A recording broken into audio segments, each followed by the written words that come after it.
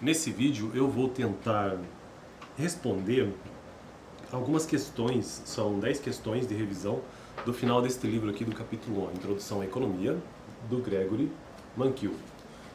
É um livro bastante utilizado nas faculdades de economia, eu utilizei na minha, inclusive na disciplina Introdução à Economia. E aí no final desse capítulo, que trata sobre os 10 princípios... Nossa, estou balançando a mesa pra caramba aqui. Nesse final desse capítulo 1, e hoje é o último vídeo, penúltimo na verdade, que depois quero fazer uma revisão geral de tudo, né? O nome desse capítulo é 10 princípios de economia. E eu já tratei sobre eles muitas vezes aqui no canal, de tão importante que eu acho que eles são. E esses princípios, eles são divididos basicamente em 3 grupos. São princípios que buscam explicar determinadas situações. Os 4 primeiros princípios, eles buscam explicar como as pessoas tomam decisões, as pessoas pensando no indivíduo em si ou na família. Os próximos 3 princípios, lembrando que são 10, tentam explicar como as pessoas interagem. Então, são princípios econômicos que tentam explicar como as pessoas interagem. E os últimos 3 princípios tentam explicar como a economia funciona, beleza? Então, como as pessoas tomam decisões, como as pessoas interagem, como a economia funciona. E aí, no final do capítulo, temos questões para revisão. Então, eu vou ler aqui, eu não li ela antes, então todas elas eu não li, então eu vou tentar responder aqui de improviso mesmo no vídeo. Vamos lá, dê 3 exemplos de trade-offs importantes com que você se depara na vida. Bom, essas questões são com relação ao capítulo, né, sobre os princípios, então vou tentar consultar ou puxar de cabeça mesmo alguma coisa. Cadê minha água? Dê exemplos de trade-offs importantes com que você se depara na vida. Bom, essa pergunta, ela está sendo feita porque ela se refere ao princípio número 1 de economia, que diz o seguinte: as pessoas enfrentam trade-offs. E o que são trade-offs? É um termo na economia que define uma escolha conflitante. Por exemplo, você tem que escolher entre A e B. Quando você escolhe A, você está abrindo mão de B. Então, a pergunta diz o seguinte: dê 3 exemplos de trade-offs importantes com que você se depara na vida. Bom, eu tenho que fazer uma escolha entre fazer uma faculdade e trabalhar, por exemplo, se fosse numa realidade americana, como é o exemplo que a gente tem aqui. Mas vamos pensar na minha realidade em si. Eu escolho gastar o meu tempo e o meu dinheiro fazendo uma faculdade, ou então focar apenas no mercado de trabalho, numa profissão, sem ter que fazer uma faculdade. Isso é uma escolha conflitante, inclusive, que eu posso fazer. Eu posso fazer também uma outra escolha conflitante, permanecer solteiro ou me casar. Então, isso também é uma outra escolha que a gente faz, que é uma escolha importante na vida, né? Ele diz para dar 3 exemplos. Um terceiro exemplo pode ser: eu escolho entre fazer faculdade de engenharia ou faculdade de, sei lá, direito. Então, também é uma outra escolha conflitante. Então, essa é a primeira pergunta. Vamos para a segunda. Qual é o custo... Lembrando, esta primeira pergunta com relação, então, ao princípio número 1, que as pessoas enfrentam trade-offs. Qual é o custo de oportunidade de cursar uma faculdade? Esta é a segunda pergunta.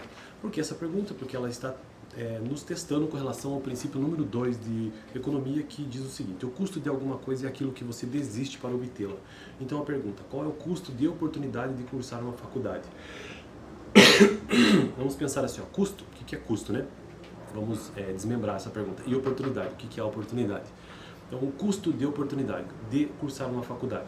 Uma vez que eu escolhi, nesse caso ele está pressupondo que eu decidi cursar uma faculdade, qual que é o custo disso? Eu cursar uma faculdade pode ser que me custe outras coisas. Por exemplo, se eu estou na faculdade, o custo de oportunidade disso é que aquele tempo que eu estou na faculdade eu não estou com a minha família, por exemplo, ou não estou no meio dos amigos, ou não estou fazendo qualquer outra coisa que eu estaria fazendo naquele momento, ou não estou trabalhando, ou não estou ganhando dinheiro de outra maneira.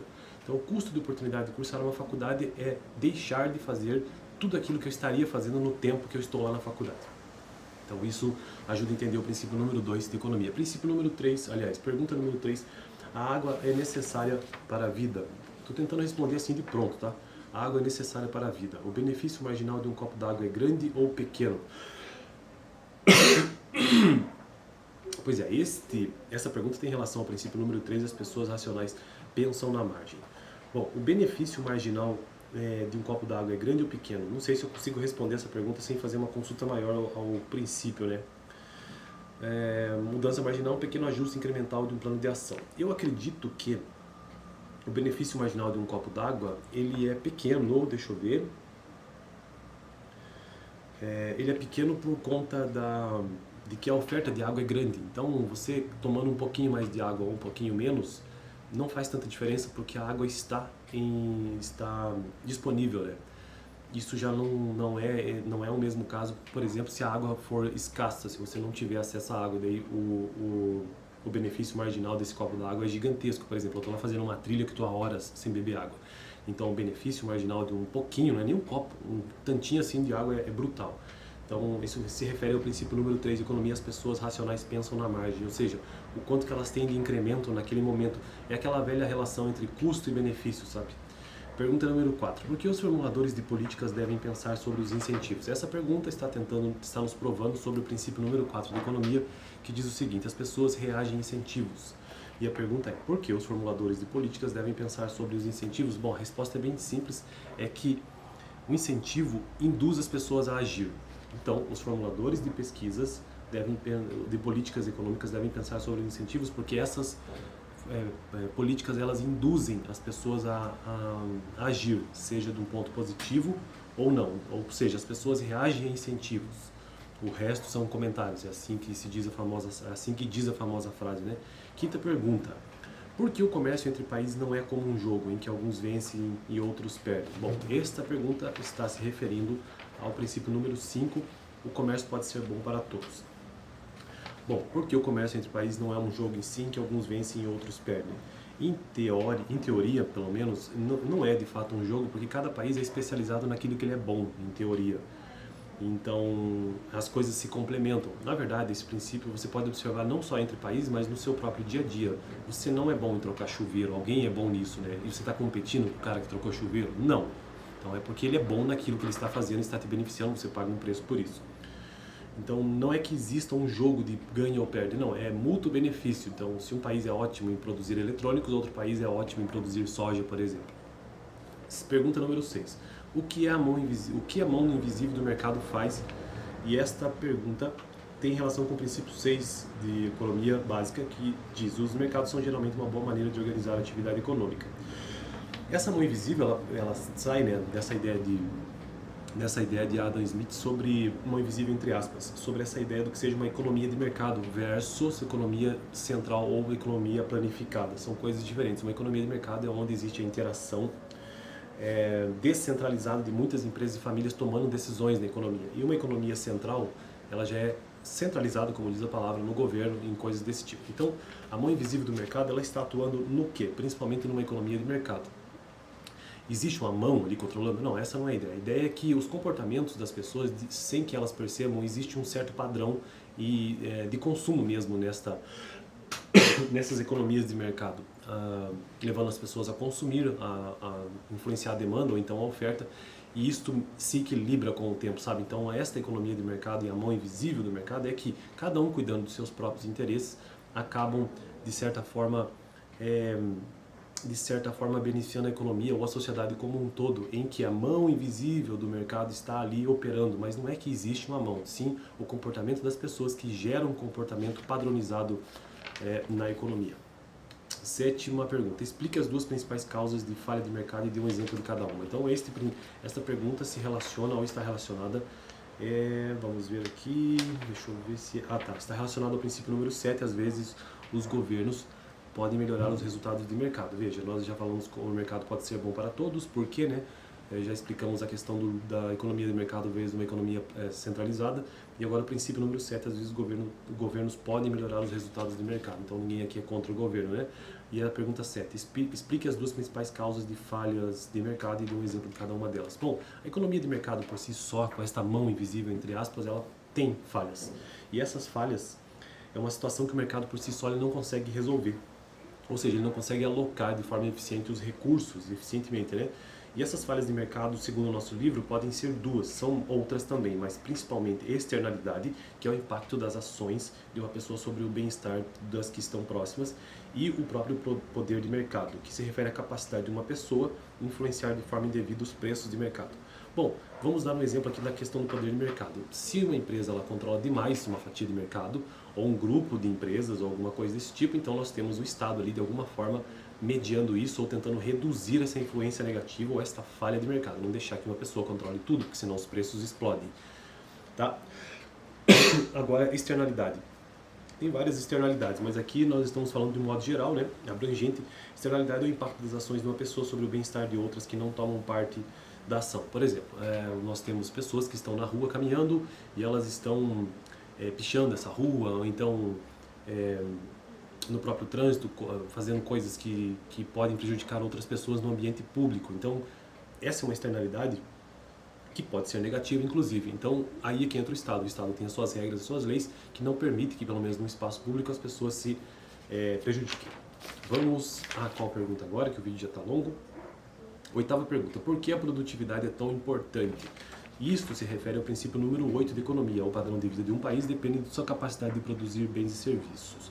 Bom, produtividade é a quantidade de bens e serviços a serem produzidos por unidade de insumo de mão de obra. Isso é um princípio mesmo de economia mais clássica, né? Que traz essa ideia de que em países onde os trabalhadores podem produzir uma grande quantidade de bens e serviços por unidade de tempo, a maioria das pessoas desfruta de padrões de vida elevados. Em nações onde os trabalhadores são menos produtivos, a maioria das pessoas precisa enfrentar uma existência com maior escassez. Então, maior escassez, basicamente é isso. Quanto maior a produtividade, maior o padrão de vida. Essa é a correlação. Nona pergunta: o que é inflação e quais são as suas causas? Então, esta pergunta refere-se ao nono princípio de economia, que diz o seguinte: os preços sobem quando o governo emite moeda demais. Inflação nada mais é do que um aumento do nível geral dos preços da economia. É o aumento generalizado dos preços. É só você notar que há alguns anos um mesmo produto, sei lá, um pouco de água custava X e hoje em dia ele custa 2X, 3X, que seja, só um exemplo, né? Então isso é inflação, é um aumento generalizado não só da água, mas de toda a economia de um modo geral, né? Utilizando os seus índices. O que é inflação e quais são as suas causas? Bom, a inflação é um assunto extremamente complexo estudado na macroeconomia, mas que o livro que nós estamos utilizando aqui apenas traz uma das causas da inflação, o aumento da moeda, da base monetária. Então, quanto mais o governo emite moeda, deixa a moeda em circulação, a tendência é que ocorra a inflação. Por quê? Se você tem... Bom, vamos pensar de uma maneira bem prática assim. Nós temos R$1.000 na economia como um todo. Esses R$1.000, ele tem um certo valor, né? Por quê? Porque temos R$1.000 fechados numa economia. Beleza, então você compra um produto ali, vale R$10, vale R$5. Uma vez que o governo vai lá e emite moeda, e ao invés de nós termos R$1.000, agora nós temos R$10.000, 10 vezes a base monetária, você percebe que tem muito mais moeda em circulação. Então a tendência é de que os produtores aumentem os preços, porque a demanda também está aumentando, as pessoas estão com mais dinheiro na mão, elas têm maior poder de compra, logo os ofertantes percebem que existe maior poder de compra e vão fazer o quê? Aumentar o seu preço. Então é por isso que a inflação, de um modo geral, pensando bem grosseiramente assim, ela pode ter uma de suas causas também quando o governo emite moeda demais, porque tem maior possibilidade de volume mesmo de moeda que as pessoas podem utilizar. 10ª pergunta e última, que é a que talvez eu não consiga responder assim de pronto. Como a inflação e o desemprego estão relacionados no curto prazo?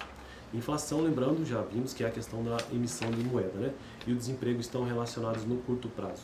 Existe uma correlação em macroeconomia que diz que o aumento da quantidade da moeda na economia estimula o nível geral de consumo e, portanto, a demanda por bens e serviços, como eu já mencionei. O aumento da demanda pode, com o tempo, levar as empresas a elevar os preços, porém, nesse interim, esse aumento também incentiva as empresas a contratar mais mão de obra e aumentar a quantidade de bens e serviços produzidos, já que ela tem que produzir mais para atender, porque tem mais moeda circulando. Então, maior contratação significa menor desemprego. Então, se a inflação está aumentando porque tem maior moeda circulante, o desemprego diminui. Por que o desemprego diminui? Porque as empresas estão produzindo mais e precisam contratar mais pessoas. Agora, no lado contrário disso, se a inflação está em queda, o desemprego, ele aumenta, porque pode ser que ocorra, inclusive, a demissão dessas pessoas. Isso nós estamos falando no curto prazo. No longo prazo, a situação é diferente. Bom, esse vídeo já ficou gigante, né? Mas eu consegui responder as 10 questões aqui de pronto, de cabeça, por cima, né? Desses 10 princípios de economia. Eu fico por aqui, até o próximo vídeo. Eu vou ter que desligar manualmente essa minha câmera hoje. Dá uma olhada no vídeo anterior, que eu vou deixar bem aqui, em algum lugar dessa tela, sobre os conceitos-chave deste capítulo dos princípios de economia. No próximo vídeo, eu quero começar o capítulo 2, não porque eu já tratei sobre ele, né? Deixa eu dar uma olhada aqui. Ou eu faço uma revisão geral do capítulo 1, ou eu já avanço para o capítulo 3. O capítulo 3 é uma boa. Interdependência e ganhos comerciais. Valeu!